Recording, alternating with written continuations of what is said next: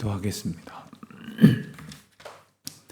하나님 아버지, 하나님의 은혜 가운데에 이 아침도 저희를 주의 전으로 불러 모아 주시니 감사합니다. 언제나 저희들을 주님의 뜻 가운데로 인도하시고자 주님의 마음을 알게 하시고 또 주님께서 저희들을 붙드시고자 하나님의 말씀을 주시고 하나님의 사람을 보내주시고 하나님의 사건들을 저희들에게 허락하여 주시니 감사합니다. 하나님, 저희들의 악행을 때로는 깨닫지도 못하는 그러한 어리석은 자로 살 때가 있습니다. 오래도록 계속되어 온 죄악으로 인해서 잘못 가고 있는 줄도 모르는 이 죄악된 모습을 하나님의 은혜로 깨우쳐 알게 하시고 말씀 가운데에 저희를 늘 새롭게 하여 주시기를 기도드립니다. 오직 하나님이 저희와 함께 하시고 저희를 인도하시는 은혜 가운데에 저희들이 이 아침도 주님을 바라볼 수 있게 하여 주시기를 기도드립니다. 하나님, 이 일을 위하여 오늘도 말씀하여 주시니 감사합니다. 세상의 수많은 사건과 상황들 속에서 하나님의 뜻과 말씀을 늘 만날 수 있도록 도와주시고 그 말씀 가운데에 사는 복을 풍성히 더하여 주시기를 기도드립니다. 어디에 있든지 무슨 일을 하든지 오직 하나님의 인도하심 가운데 있음을 저희들 잊지 않게 하여 주시옵소서. 아버지 하나님, 특별히 저희 교회가 처하여 있는 특별한 상황을 하나님 아십니다. 예배당 건축이라는 귀한 사명 앞에서 저희들 여러 가지로 걱정도 되고 또 기대도 됩니다마는 이런저런 생각들을 주님 앞에서 겸손히 내려놓고 하나님의 은혜와 인도하심만을 구하는 때가 되게 하여 주시기를 기도드립니다. 특별히 저희들이 새로운 예배당을 갖게 되는 것은 하나님께서 변화하는 시대 가운데에 새로운 예배당을 통하여 저희들이 하나님을 더욱 간절히 만나며 또한 기쁨 가운데에 찬송함으로 예배하며 또 오고 오는 세대가 주님의 인도하심을 누리며 특별히 세상에 흩어져 있는 수많은 사람들이 하나님의 영광을 보는 귀한 처소가 되게 하여 주시기를 기도드립니다.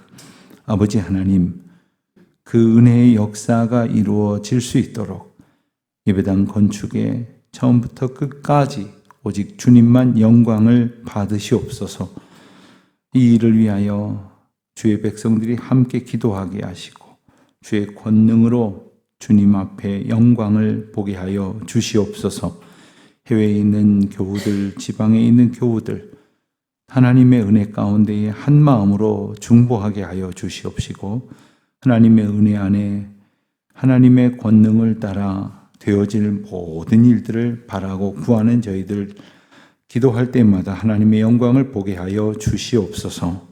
군문에 나가 있는 자녀들, 유학 중에 있는 젊은이들, 또 내일을 위하여 오늘도 애쓰고 수고하는 모든 주의 권속들 하나님의 크신 은혜 가운데에 인도하여 주시고 임재하시는 거룩한 역사를 저희들로 보게 하여 주시옵소서. 아버지 하나님 특별히 저희들이 이제 주일을 또 맞으며 주일을 기다리며 하나님 앞에 하나님께서 허락하실 은혜를 구하며 기도하오니 저희에게 마땅히 말씀을 들려주시고 인도하시는 은혜를 채워주시기를 기도드립니다.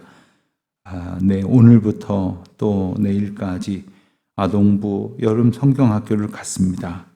하나님, 이전처럼 저희들이 풍성한 프로그램과 시간을 함께 할 수 없는 형편이오나 하나님께서 은혜를 베푸셔서 이 짧은 시간이어도 하나님의 은혜가 우리 학생들, 어린이들에게 잘 전달되게 하시고 애쓰고 수고하는 우리 모든 선생님들과 봉사자들이 큰 기쁨과 은혜를 누리게 하여 주시옵소서. 하나님, 오늘도 저희들 가운데 주님의 인도하심을 기다리며 주님의 도우심을 바라며 주님이 들려주시는 말씀 앞에서 귀 기울이는 주의 자녀들에게 함께하여 주시옵소서. 하나님, 오늘 길 떠나는 가정에게 하나님께서 축복하시고 또한 하나님의 은혜 안에 거하게 하시며 또한 어디서나 하나님의 자녀된 기쁨으로 들려오는 소식이 복되게 하여 주시옵소서. 하나님의 은혜를 바라며 구하는 가운데 이 날이 복되게 하시고 아름다운 주님의 거룩한 역사가 경영되게 하여 주옵소서. 예수님의 이름으로 기도드립니다. 아멘. 열왕기하 21장 말씀을 봅니다. 열왕기하 21장 10절부터 26절까지 말씀 우리 한 목소리로 함께 봉독합니다. 열왕기하 21장 10절부터 봉독합니다. 여호와께서 그의 종 모든 선지자들을 통하여 말씀하여 이르시되 이 가증한 일과 악을 행함이 그 전에 있던 그 사람들이 이보다 더욱 심하여 또 그들의 우상으로 그달을 범죄하였다.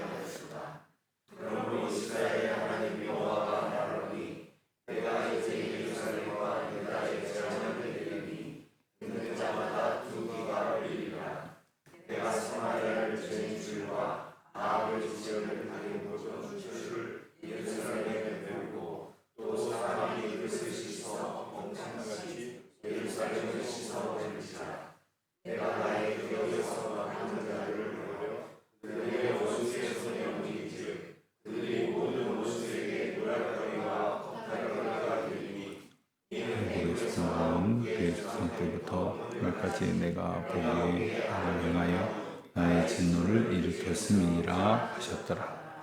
므낫세가 유다에게 범죄하게 하여 여호와께서 보시기에 악을 행한 것 외에도 또 무지한 자의 피를 심히 많이 흘려 예루살렘 이 끝에서 저 끝까지 가득하게 하였더라. 므낫세의 남은 사적과 그가 행한 모든 일과 범한 죄는 유다 왕 역대 지략에 기록되지 아니하였느냐. 므낫세가 그의 조상들과 함께 잠에 그의 궁궐 동산 곧 우사의 동산에 장사되고 그의 아들 아몬이 대신하여 왕이 되니라. 아몬이 왕이 될 때에 나이가 22세라. 예루살렘에서 2년간 다스리니라. 그의 어머니의 이름은 무술레메시오 요빠 하루스의 딸이더라.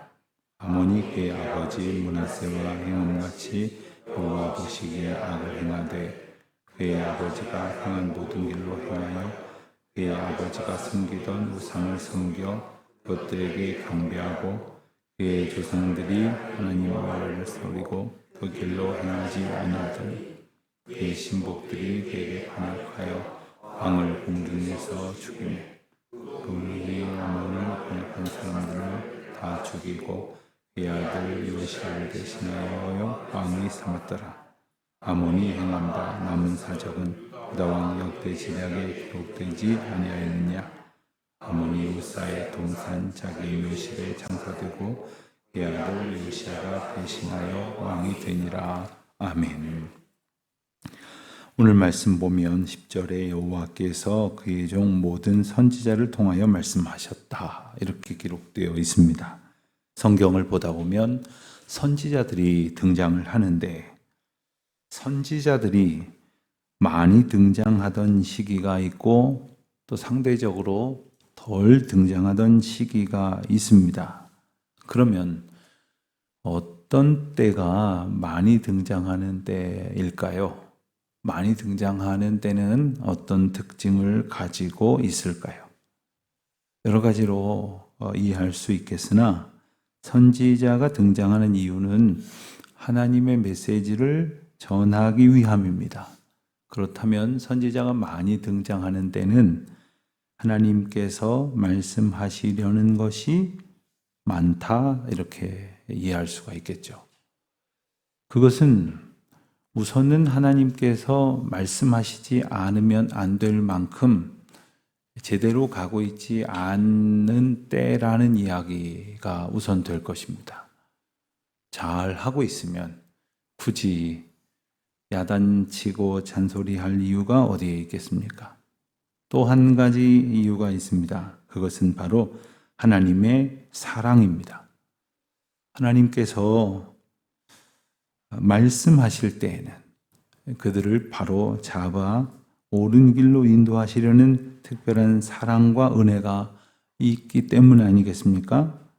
예컨대 구약 성경과 신약 성경 사이에는 말라기 선지자를 끝으로 이 세례 요한이 오기까지 약 400여 년 동안의 암흑기라는 이름을 붙이는 시기가 있었습니다. 그러니까 그때가 멀쩡해서 하나님이 말씀하지 않으신 것이 아니라 그때는 그야말로 선지자들을 보내시지 않으심으로 심판하셨던 시기였습니다.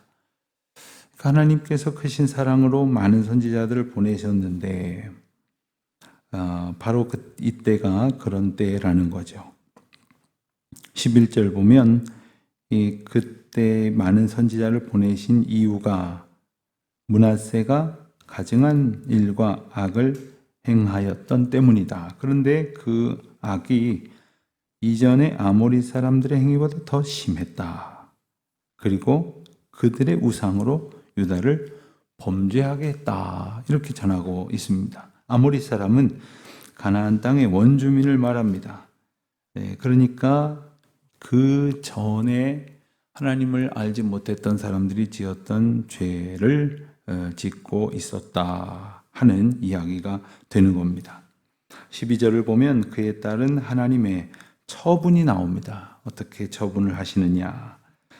이 예루살렘과 유다에 재앙을 내리니 듣는 자마다 두 귀가 울리리라. 그러니까 또렷이 듣게 하시겠다는 말씀이에요. 재앙을 내리시겠다. 그러면 재앙을 내리시는 어떤 기준은 뭐냐? 13절에 보면 사마리아를 잰 줄과 아합의 집을 달인보던 추, 그러니까 북이스라엘에 하나님께서 내리셨던 심판의 기준, 줄과 추라는 것은 하나님께서 하나님의 기준으로 재어보시겠다는 거예요. 그리고 추는 우리가 요즘은 고층 빌딩을 지을 때 이게 건물이 똑바로 올라가느냐를 위해서 하늘에 있는 위성으로부터 똑바로 땅까지 건물이 짓는가를 이렇게 도움을 받는다고 합니다. 그런데 그전에는 어떻게 했을까요? 그전에는 레이저 같은 것을 이용해서 밑에서 이렇게 똑바로 위를 향해서 이렇게 쏘아서 그 줄에 맞게 이렇게 벽돌도 쌓고 층도 쌓았겠죠. 그보다 전에는 어땠을까요? 그보다 전에는 높은 곳에서 추를 달아서 이렇게 늘어뜨리면 이렇게 땅으로 일직선으로 내려가는 그대로 이제 짓는 거죠. 옛날에 벽돌을 쌓을 때 보면 그런 모습을 보셨을 겁니다. 벽돌 맨 위에 나무로 일단 고정을 해놓고 그 위에서 추를 내리고 거기에 맞춰서 이렇게 벽돌을 쌓는 거죠. 그런데 그 기준이 뭐냐? 바로 하나님께서 내리셨던 심판의 기준대로 그렇게 재앙을 내리시겠다는 거예요. 15절 이하에 보면 그 심판과 처분의 이유가 나옵니다. 우선 오래도록 계속된 공동체의 죄악이 있고 그리고 므낫세가 행했던 악이 있습니다. 그리고 하나 덧붙여서 16절에 보면 무지한 자의 피를 심히 많이 흘렸던 것. 그러니까 왕이 백성들을 잘 이끌면 모든 사람들이 하나님 앞에서 바로 서고 바로 살아갈 텐데 그러지 못하면 무지한 자들의 피까지 흘리게 한다는 거예요. 하나님은 이러한 이유로 심판을 하신다고 했는데 여기서 우리가 하나 기억해야 될 것은 하나님의 심판은 그러면 재앙이냐? 심판 이꼴 재앙.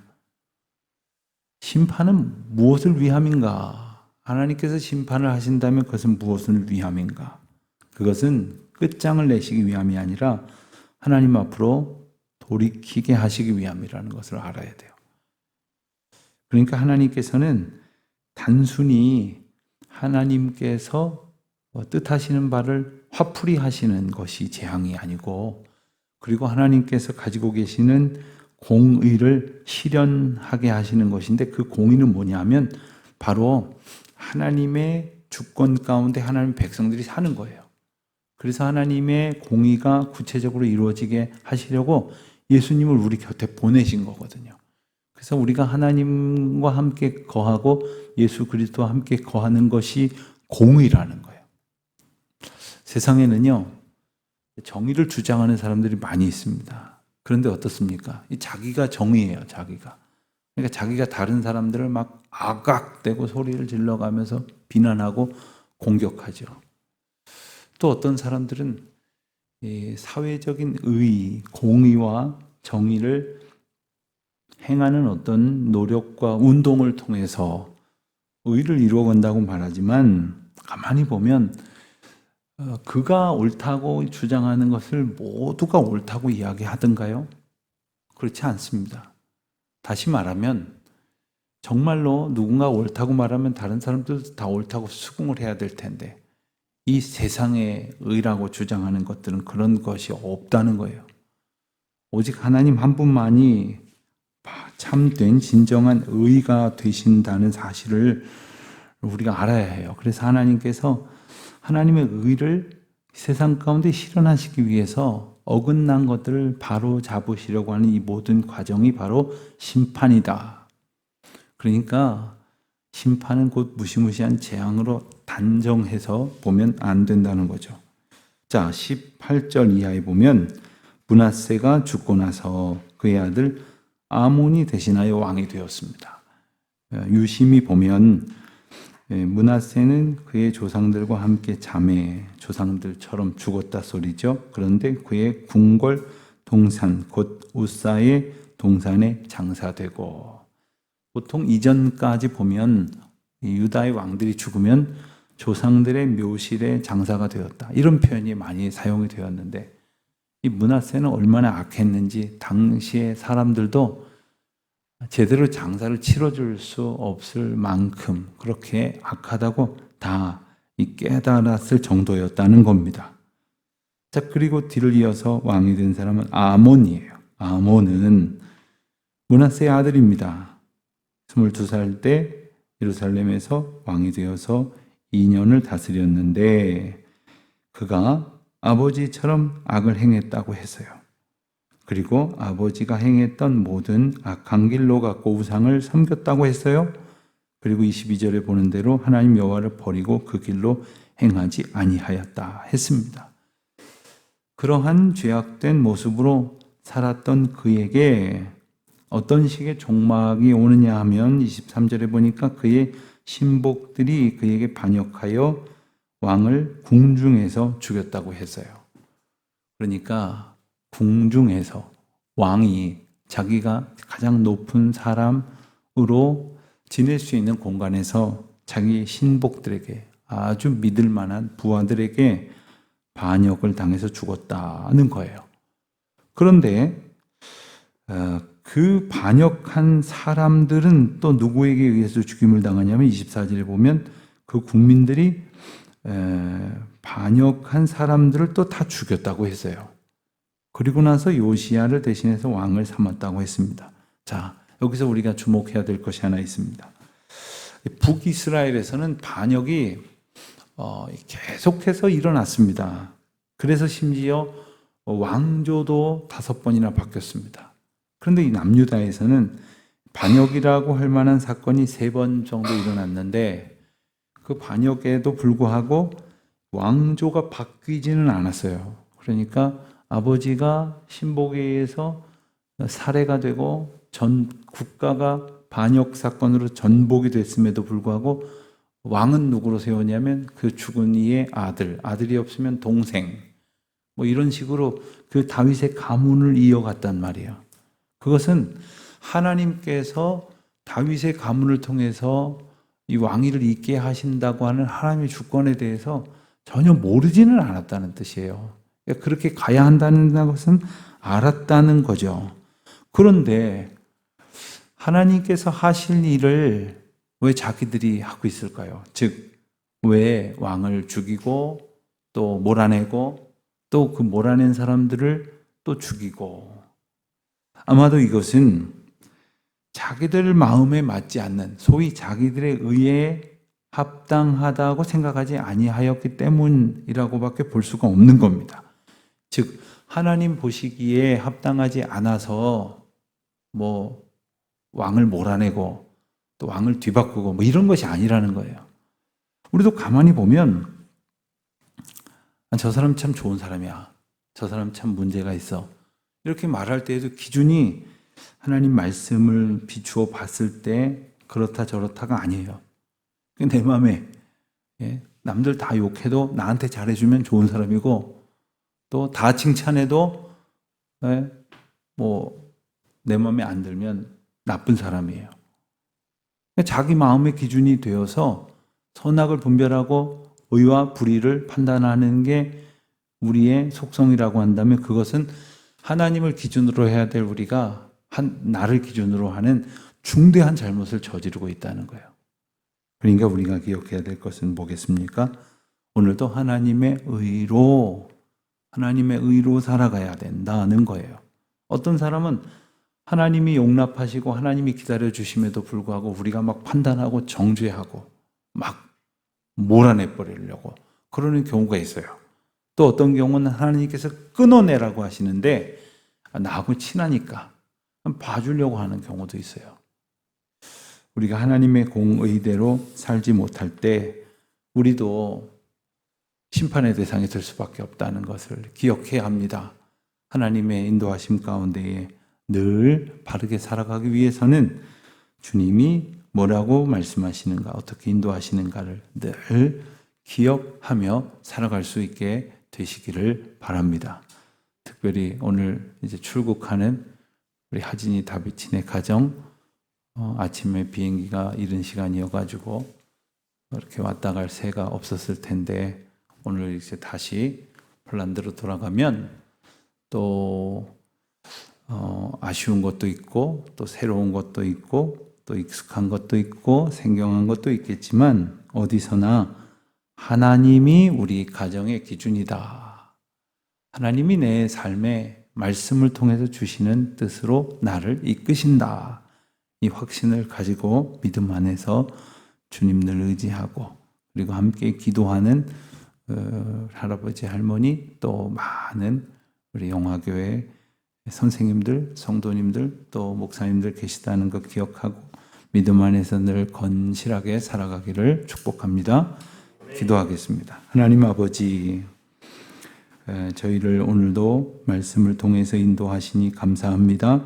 말씀으로 저희 각 사람을 주장하여 주시옵소서. 예수님의 이름으로 기도드립니다. 아멘.